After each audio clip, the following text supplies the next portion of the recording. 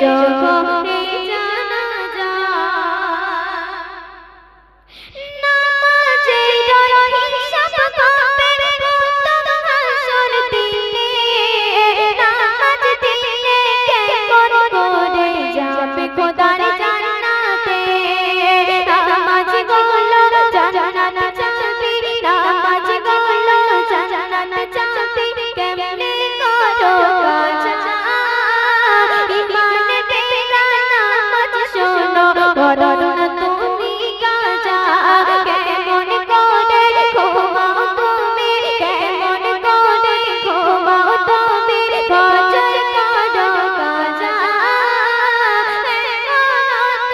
হতে পারে জোহরে জানাজা এমন হতে পারে জোহরে জানাজা প্রতিদিনের নামাজ পড়া লাগে কাজলে খোদার রাসূল তুমি বসে থাকো কেনে হেলাই তোলার কেটে গেল হেলাই তোলার কেটে গেল নামাজ গুলো কাজা ইমান বেরা নামাজ শোনো করো না তুমি কাজা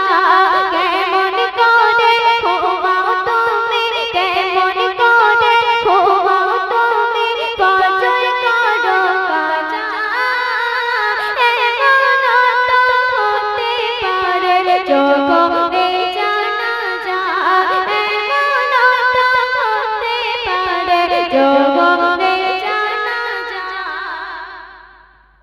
ওরে সিরাজুল ইবাদাতের মূল সব আমলের মাঝে নামাজ বিনে কেমন করে যাবে খোদার জান্নাতে ওরে সিরাজুল ইবাদাতের মূল সব আমলের মাঝে নামাজ বিনে কোনো আমল লাগবে না কাজে শান্তি খুঁজে পাবে নামাজের শান্তি খুঁজে পাবে নামাজের ঈমান হবে পাকা লজ্জিত পায়খানা কমে যাবে করলে নামাজ কাজা লজ্জিত পায়খানা কমে যাবে করলে নামাজ কাজা কেমন করে ঘুমাও তুমি কেমন করে ঘুমাও তুমি ফজর করো কাজা এমন তো হতে পারে জোহরে জানাজা এমন তো হতে পারে জোহরে জানাজা কি কষ্ট আছে একদিন আমার নবী আপনার নবী তথা সারা বিশ্ব কুল কায়নাতের নবী নবী মুহাম্মদ মুস্তাফা সাল্লাল্লাহু আলাইহি ওয়াসাল্লামের কাছে মা ফাতেমা তুজারা রাদিয়াল্লাহু তাআলা আনহা ইমাম হাসান এবং হুসাইনকে সাথে করে নিয়ে এসে নবীজির কাছে কি করতে শুনুন হাসান হুসেন কাঁদে মা ফাতেমার আঁচল ধরে হাসান হুসেন কাঁদে মা ফাতেমার আঁচল ধরে আছে মোরা বানহারে উধার ওই কাতরে হাসান হুসেন কাঁদে গো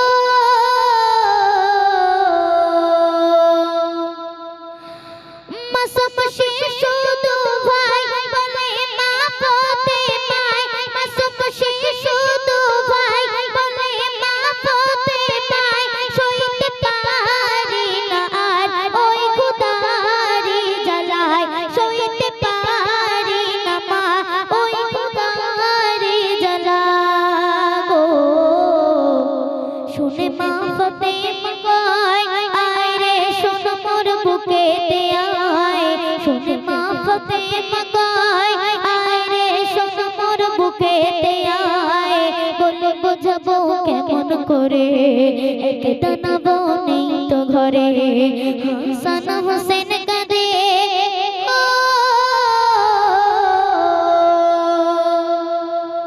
তারপর মা ফাতেমা তুজারা রাদিয়াল্লাহু তাআলা আনহা চিন্তায় চিন্তায় পড়লেন যে আজ 2 দিন হয়ে গেছে আমার সন্তানের মুখে একটু দানা তো তুলে ধরতে পারলাম না। আমার সন্তানেরা ক্ষুধার যন্ত্রণায় কাতরে পড়ে আছে। তাই ইমাম হাসান হোসেনকে বুকে জড়িয়ে কি করছে শুনুন। গুটি গুটি পায়ে মা ফাতেমা গিয়ে,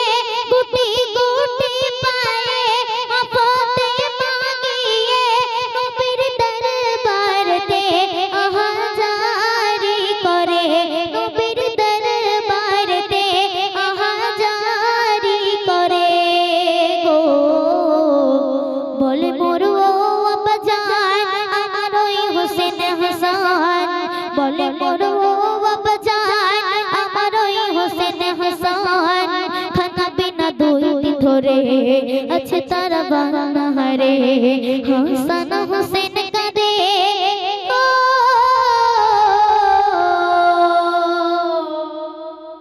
শুনে মা ফাতেমার কথা, নবী কেঁদে কেঁদে কয় সেথা, শুনে মা ফাতেমার কথা, নবী কেঁদে কেঁদে কয় সেথা, ক্ষুধার জ্বালায় পাথর আমার পেটেতে আছে বাঁধা, ক্ষুধার জ্বালায় পাথর আমার পেটেতে আছে বাঁধা গো। আছি আমি এমন করে 1 2 3 দিন ধরে, আছি আমি এমন করে 1 2 3 দিন ধরে, এভাবে বাহারে ক্ষুধার ওই কাতরে, হাসান হোসেন কাঁদে মা ফাতেমার আঁচল ধরে, হাসান হোসেন কাঁদে মা ফাতেমার আঁচল ধরে, আছে মোরা বাহারে ক্ষুধার ওই কাতরে, হাসান হোসেন কাঁদে গো। তারপর আমার আল্লাহ রাব্বুল আলামিন জিবরাইল আমিন হাসানকে বললেন, ও জিবরাইল তুমি জলদি করে চলে যাও আর আমার হাবিবকে খুশির খবর শুনিয়ে দাও যে ইমাম হাসান হোসেনের জন্য আল্লাহ রাব্বুল আলামিন জান্নাতে খানা পাঠিয়ে দিয়েছেন। সবাই জোর জোর বলুন সুবহানাল্লাহ, সবাই জোর জোর বলুন সুবহানাল্লাহ। তাই কবি কি শুনুন। জিবরাইল আমিন এসে বলেন নবীজির কাছে, জিবরাইল আমিন এসে বলেন নবীজির কাছে, আল্লাহ পাক পাঠিয়েছেন খুশির খবর শোনাতে, আল্লাহ পাক পাঠিয়েছেন খুশির খবর শোনাতে গো। জান্নাতি থালায় করে খানা এনেছি ভরে, জান্নাতি থালায় করে খানা এনেছি ভরে, হাসান হোসেনের তরে দিয়ে দিন জলদি করে, হাসান হোসেন কাঁদে মা ফাতেমার আঁচল ধরে, হাসান হোসেন কাঁদে মা ফাতেমার আঁচল ধরে, আছে মোরা বাহারে ক্ষুধার ওই কাতরে, হাসান হোসেন কাঁদে গো। শেষ কথায় কবি কি লিখে শুনুন। শোনো শোনো গো সবাই আজকে সারা দুনিয়ায়, শোনো শোনো গো সবাই আজকে সারা দুনিয়ায়, এমন হালত কারো যদি আসে গো ধরায়, এমন হালত কারো যদি আসে গো ধরায় গো। ইকবাল হাসান বলে যে সবর ধৈর্য ধরে, ইকবাল হাসান বলে যে সবর ধৈর্য ধরে, থাকে আল্লাহর উপরে ফল একদিন পাবে ফিরে, হাসান হোসেন কাঁদে মা ফাতেমার আঁচল ধরে, হাসান হোসেন কাঁদে মা ফাতেমার আঁচল ধরে, আছে মোরা বাহারে ক্ষুধার ওই কাতরে, হাসান হোসেন কাঁদে মা ফাতেমার আঁচল ধরে, হাসান হোসেন কাঁদে মা ফাতেমার আঁচল ধরে, আছে মোরা বাহারে ক্ষুধার ওই কাতরে, হাসান হোসেন